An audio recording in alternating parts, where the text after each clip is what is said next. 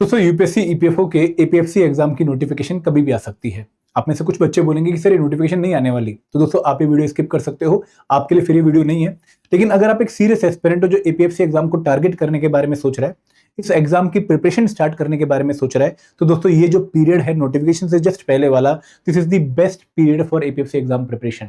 मैं ऐसा क्यों कह रहा हूं, इस वीडियो में हम डिस्कस करेंगे। लेकिन आगे बढ़ने से पहले मैं आप लोगों से रिक्वेस्ट करूंगा कि अगर आप लोग एडुटैप के डिफरेंट कोर्सेज में इंटरेस्टेड है फॉर एपीएफसी एग्जाम प्रिपरेशन, लेकिन आपको डाउट है कि भाई किस तरीके से इन्होंने डिफरेंट कंपोनेंट्स को कवर किया होगा अपने कोर्स में, आप एक डेमो लेना चाहते हैं, तो आप ₹1 पे करके हमारे मेन कोर्स का 48 आवर का डेमो ले सकते हैं। तो इस डेमो में आप लोगों को हमारे कंटेंट की क्वालिटी पता लग जाएगी, किस तरीके से हमने डिफरेंट कंपोनेंट्स को कवर किया वो आपको आइडिया लग जाएगा, और किस स्ट्रक्चर से हमने आपको चीजें प्रोवाइड करी वो भी आपको पता लग जाएगा। तो अगर आपने इस डेमो कोर्स में एनरोल करना है तो लिंक आपको वीडियो के डिस्क्रिप्शन में मिल जाएगा, वहां पर जाकर इसमें एनरोल कर सकते हैं। अब दोस्तों हमारी आज की वीडियो का टॉपिक है कि भाई why this is the best time for preparation for UPSC EPFO APFC exam. हम इसमें क्या डिस्कस करने वाले हैं, हम सबसे पहले बात करने वाले हैं कि भाई एक्सपेक्टेड नोटिफिकेशन की डेट क्या है और कब तक एग्जाम कंडक्ट हो सकता है। अगर हम इस एग्जाम को अप्रोच करने के बारे में सोच रहे हैं तो हमारे पास टेंटेटिवली कितना टाइम इस एग्जाम के लिए अच्छे से प्रिपेयर करने के लिए। फिर हम बात करने वाले हैं कि भाई ये जो पीरियड है प्री नोटिफिकेशन का, जहां पर हम नोटिफिकेशन की वेट कर रहे हैं, why this is the best time for the preparation of UPSC EPFO APFC exam, और किस तरीके से हमें इस जो प्री नोटिफिकेशन पीरियड है उसको अप्रोच करना चाहिए, कैसे हमें इस टाइम को बेस्ट यूटिलाइज करना चाहिए ताकि हम इस एग्जाम में अपनी सिलेक्शन को इंश्योर कर सकें, हम ये भी डिस्कस करेंगे। तो सबसे पहले हम बात करते हैं नोटिफिकेशन की। देखो, अगर आप लोगों ने मेरी एक वीडियो देख रखी है जहां पर मैंने आरटीआई अपडेट दिया था आपको ईपीएफओ का भी और यूपीएससी का भी, तो उस वीडियो में मैंने बताया था कि भाई आप लोग इस बार सिर्फ एपीएफसी एग्जाम की 80 वैकेंसीज की नोटिफिकेशन देखेंगे। इस बार ईओयू की 311 वैकेंसीज की जो नोटिफिकेशन पहले एक्सपेक्टेड थी वो नहीं आएगी। क्यों नहीं आएगी? क्योंकि ईपीएफओ ने ईओयू की 311 वैकेंसीज की जो रिक्वेशन थी वो विड्रॉ कर ली है यूपीएससी से। तो आप लोगों को अब सिर्फ एपीएफसी की 80 वैकेंसीज की नोटिफिकेशन देखने को मिलेगी, और ये नोटिफिकेशन जुलाई एंड या फिर अगस्त स्टार्टिंग ऑफ 2026 में आ सकती है। मतलब अगले कुछ हफ्तों में आप लोगों को एपीएफसी एग्जाम की नोटिफिकेशन देखने को मिल सकती है। और अगर नोटिफिकेशन इस डेट पे आती है तो जो आपका एग्जाम है वो दिसंबर 2026 या फिर जनवरी 2026 में कंडक्ट होगा। तो दिसंबर में 2 डेट हैं यूपीएससी के कैलेंडर में, एक है 19 तारीख और एक है 20 तारीख, और 20 तारीख को संडे है, तो ये मोस्ट प्रोबेबल डेट है इस एग्जाम को कंडक्ट होने की, अगर नोटिफिकेशन जुलाई और अगस्त 2026 में आ जाती है। और डेट जो एक और पॉसिबिलिटी है वो है 3rd वीक ऑफ जनवरी में, यहां पर भी एग्जाम कंडक्ट हो सकता है। तो आप लोगों के पास टेंटेटिवली आज से लगभग 6 महीने हैं इस एग्जाम की क्वालिटी प्रिपरेशन करने के लिए। तो दोस्तों आप लोगों को इस एग्जाम को प्रिपेयर करना स्टार्ट करना ही पड़ेगा, क्योंकि इस एग्जाम का सिलेबस बहुत ज्यादा है और आप लोग 3 या 4 महीने में नोटिफिकेशन के बाद जो आपको टाइम मिलता है इस एग्जाम को काफी अच्छे तरीके से प्रिपेयर नहीं कर सकते। तो this is the best time for the preparation of APFC exam. क्यों? क्योंकि दोस्तों अगर आप अभी प्रिपरेशन स्टार्ट करते हैं तो आप लोगों को बहुत सारे कैंडिडेट से हेड स्टार्ट मिल जाएगा। देखो यहाँ पे ना आप लोगों ने हमारी वीडियोस के ऊपर कमेंट भी देखेंगे और आपने बहुत सारे और बच्चों से भी सुना होगा कि अभी नोटिफिकेशन नहीं आने वाली, हम बाद में तैयारी स्टार्ट करेंगे, अभी प्रिपेयर नहीं करना है। तो ऐसे बहुत सारे जो एस्पिरेंट बाद में प्रिपरेशन प्लान करने की सोच रहे हैं, उनसे आप लोग काफी कदम आगे निकल जाओगे अगर आप अभी से तैयारी स्टार्ट करते हो, क्योंकि आप लोग उस पर्टिकुलर पॉइंट तक काफी सिलेबस कवर कर चुके होंगे, या फिर आप लोगों ने कुछ ऐसे कंपोनेंट्स कवर कर लिए होंगे जो कि बाकी लोगों के लिए बाद में बहुत टाइम कंज्यूमिंग होने वाले हैं।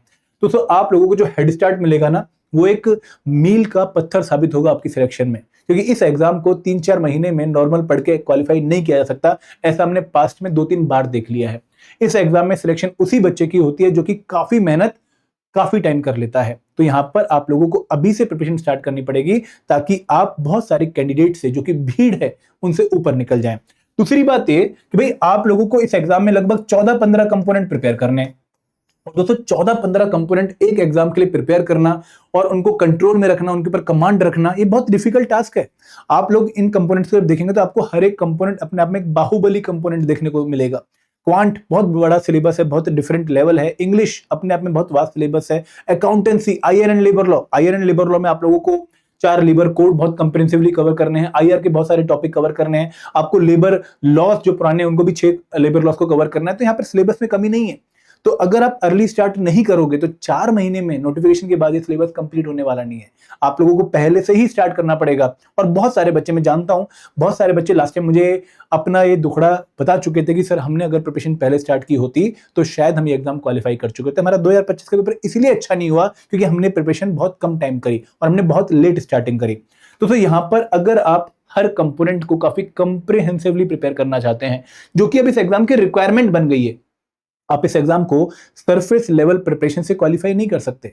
आपको history, polity, accounts, IR and labour law, quant, English, economy, computer science, ये सभी कंपोनेंट बहुत कंप्रेहेंसिवली प्रिपेयर करने पड़ेंगे। कोई भी एरिया आपको छोड़ना नहीं पड़ेगा। आपको हर एरिया में कमांड होनी चाहिए, आपकी हर एरिया की मल्टीपल रिवीजन होनी चाहिए। तो यहां पर अगर आपने कंप्रेहेंसिवली इन डेप्थ प्रिपरेशन करनी है, जो कि एग्जाम की रिक्वायरमेंट है, तो आपको अभी से टाइम इन्वेस्ट करना पड़ेगा। And last but not the least, दोस्तों, सिर्फ सिलेबस कंप्लीट करने से सिलेक्शन इस एग्जाम में नहीं होती है। आप लोग भी जानते हैं, आप लोगों ने बाकी यूपीएससी एग्जाम भी दिए होंगे। यूपीएससी एग्जाम में नॉलेज का होना is not equal to selection. Knowledge के ऊपर कमांड होना और नॉलेज के ऊपर एप्लीकेशन आना, वो बहुत इंपॉर्टेंट है पेपर क्वालिफाई करने के लिए। तो यहां पर अगर आप इस पढ़े हुए पोर्शन को रिवाइज नहीं करते हो और प्रैक्टिस नहीं करते, तो आप पेपर क्वालिफाई नहीं कर पाओगे। बहुत कन्विक्शन के साथ मैं आपको कह सकता हूं। तो आपको अभी सिलेबस को कंप्रेहेंसिवली प्रिपेयर कर लेना है। आपको मैक्सिमम जो पोर्शन है उसको कोशिश करना है कि भाई मैं जल्दी से जल्दी निपटा दूं और मेरे पास कम से कम 2 महीने हो बिफोर द एग्जाम डेट, जहां पर मैं रिवीजन और प्रैक्टिस स्टार्ट कर दूं, जहां पर मैं फुल लेंथ मॉक देना शुरू करूं और मुझे पता हो कि भाई इन फुल लेंथ मॉक्स में जो मेरे वीक एरियाज हैं उनको मुझे ऐसे इंप्रूव करना है। तो ये कारण है जिसकी वजह से मैं इस टाइम को बेस्ट पीरियड हमेशा कहता हूं कि अगर आपने जो अभी पढ़ लिया वो आपको बाद में टाइम देगा बहुत ऐसी चीजें करने के लिए जो कि एग्जाम को क्वालिफाई करने में आपकी हेल्प करने वाली हैं। तो अब इस पीरियड को कैसे अप्रोच करना है? देखो, सबसे पहले तो मैं ये कहूंगा कि आप 2025 और 2023 के पेपर को अपनी प्रिपरेशन की बाउंड्री मान के चलो।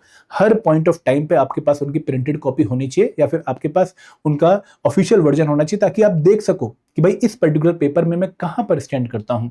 अगर मुझे पेपर देना पड़ रहा है तो क्या मेरे नंबर इतने आ रहे हैं?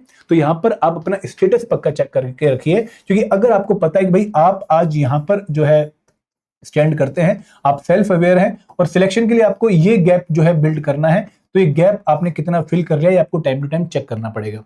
दूसरी बात कि दोस्तों, अभी जब आप तैयारी कर रहे हैं तो मिनिमम एक दिन में 2 सब्जेक्ट्स को पिक करके चलिए। आप एक सब्जेक्ट को एंड टू एंड पूरा टाइम नहीं दे सकते, क्योंकि अगर आप एक सब्जेक्ट को एंड टू एंड पूरा टाइम देना स्टार्ट करेंगे तो आपके 14 कंपोनेंट बहुत लंबे टाइम में कंप्लीट होंगे और वापस पहले कंपोनेंट में बहुत टाइम के बाद आ पाएंगे, तो रिवीजन तो हो ही नहीं पाएगी। तो इस केस में आपको 2 कंपोनेंट्स एक साथ लेके चलने चाहिए। आप पेयरिंग बना सकते हैं हाई प्रायोरिटी कंपोनेंट्स की पहले। फॉर एग्जांपल, अगर मैं आपको सजेस्ट करूं तो आप जो है इंडियन पॉलिटी और अकाउंट्स का कॉम्बिनेशन बना सकते हैं। फिर आप जो है history and culture, general history and culture India की, इसके साथ आप आईआर एंड लेबर लॉ का कॉम्बिनेशन बना सकते हैं। इसके बाद आप जो है जनरल साइंस और कंप्यूटर अवेयरनेस का कॉम्बिनेशन बना सकते हैं। फिर आप इंडियन इकोनॉमी और यहां पर सोशल सिक्योरिटी का कॉम्बिनेशन बना सकते हैं। तो इस तरीके से अगर कॉम्बिनेशन बनाते हुए चलेंगे, 2 कंपोनेंट्स को पिक करते हुए चलेंगे, तो आप एग्जाम की अच्छी तैयारी जल्दी कर लेंगे। दूसरी बात कि भाई आप उन कंपोनेंट से पक्का स्टार्ट करिए जो कि हाई प्रायोरिटी हैं या फिर आपके वीक कंपोनेंट हैं। अगर आप पहले 2025 में ईपीएफसी एग्जाम दे चुके हैं तो आपने एग्जाम के थ्रू ये पता कर लिया होगा कि भाई कौन से कंपोनेंट्स में आपकी कमी रह गई थी, तो आप पहले उन कंपोनेंट्स को पिक करिए। लेकिन अगर आपको लगता है कि मैं तो बिल्कुल बिगिनर हूं, जीरो हूं, पहली बार इस एग्जाम में आया हूं, तो आप हाई प्रायोरिटी कंपोनेंट से स्टार्ट करिए। और दोस्तों, यहां पर एक और सलाह मैं आप लोगों को देना चाहूंगा कि किसी भी कंपोनेंट में शॉर्टकट मत फॉलो करिए इस टाइम पर। इस टाइम आप इन डेप्थ प्रिपरेशन कर सकते हैं, आपके पास टाइम है, तो यहां पर कंप्रेहेंसिवली ही हर एक कंपोनेंट को प्रिपेयर करने की कोशिश करिएगा। कुछ स्किप करने के बारे में अभी मत सोचो। देखो, स्किप हम कब करते हैं? स्किप हम तब करते हैं जब एग्जाम बहुत नजदीक आ चुका होता है और बहुत प्रेशर फील हो रहा होता है। उस केस में हम कहते हैं खैर जो इंपॉर्टेंट नहीं है उसको हटा देते हैं, जो इंपॉर्टेंट है उसको प्रिपेयर कर लेते हैं। तो यहां पर अभी वो सिचुएशन नहीं है, अभी इतनी अर्जेंसी नहीं है। हाँ, प्रिपरेशन में अर्जेंसी होनी चाहिए। आपको बहुत अच्छी कंसंट्रेशन के साथ, बहुत अच्छे माइंडसेट के साथ हर दिन हर घंटे को डिवोट करना है, बट उतनी भी अर्जेंसी नहीं है कि आप कुछ स्किप करना शुरू कर दो। तो यहां पर मेरी सलाह आप लोगों को यही है कि भाई जो भी पढ़ो अच्छे से पढ़ो, उसके ऊपर कमांड स्टेब्लिश करो। और दोस्तों, एक रिक्वेस्ट मैं आप लोगों को और करना चाहूंगा कि यहां पर जो भी आप कवर कर रहे हो वो हफ्ते में 6 डेज हैं वीक के, उन्हीं में नया कवर करो और 7वें दिन को आप बहुत मन को मना के रिवीजन के लिए रखो। दोस्तों, आपका मन नहीं मानेगा, मुझे पता है। हर बच्चे की ये टेंडेंसी होती है कि यार मैं जल्दी जल्दी कवर कर लेता हूँ, एक बार सारा कवर हो गया फिर मैं रिवाइज कर लूंगा। दोस्तों, ये सारा कवर कभी होता ही नहीं है। ये बहुत वास्ट सिलेबस है, यहाँ पे अपडेट आती रहेंगी, करंट अफेयर भी हैं, बहुत सारी और भी चीजें हैं। तो मेरी सलाह ये है कि जो भी पढ़ रहे हो, जो भी कवर कर रहे हो, उसको कंट्रोल में लेकर चलो। ऐसा ना हो कि आपने पढ़ तो लिया लेकिन जब आप 4 महीने बाद वापस आपको लगा कि यार ये क्या था, यहाँ तो बत्ती गुल हो गई। तो वहां पर आपका पढ़ा पढ़ाया फिर बेकार है। तो जो भी अभी कवर कर रहे हो उसको टाइम टू टाइम रिवाइज करते रहो, अपने कंट्रोल में रखो ताकि आप उसके ऊपर कभी भी कंफर्टेबल फील करो। अब दोस्तों अगर आप इस एग्जाम की सेल्फ स्टडी से तैयारी कर रहे हो, that is the best mode of preparation. आप लोग स्टैंडर्ड सोर्सेज फॉलो करके हर एक कंपोनेंट को कवर कर सकते हो। बट अगर आप ये तैयारी कोर्स के थ्रू कवर करना चाहते हो तो दोस्तों हमने आपके लिए मल्टीपल कोर्स लॉन्च कर रखे हैं। आप हमारी वेबसाइट edutap.in पे जाके कोर्सेज वाले सेक्शन में ईपीएफओ कोर्सेज सिलेक्ट करके यहाँ पे कोर्सेज ले सकते हैं। हमने 3 डिफरेंट कोर्सेज आप लोगों के लिए लॉन्च कर रखे हैं। पहला कोर्स है मास्टर कोर्स, जो कि कंप्रेहेंसिव कोर्स है covering all the component for APFC new examination. जो बच्चा बिगिनर है या जॉब के साथ तैयारी कर रहा है या फिर जो एसएससी एग्जाम की तैयारी कर रहा है, जिसने बहुत सारे कंपोनेंट प्रिपेयर करने हैं अभी, तो वो इस कोर्स में एनरोल कर सकता है।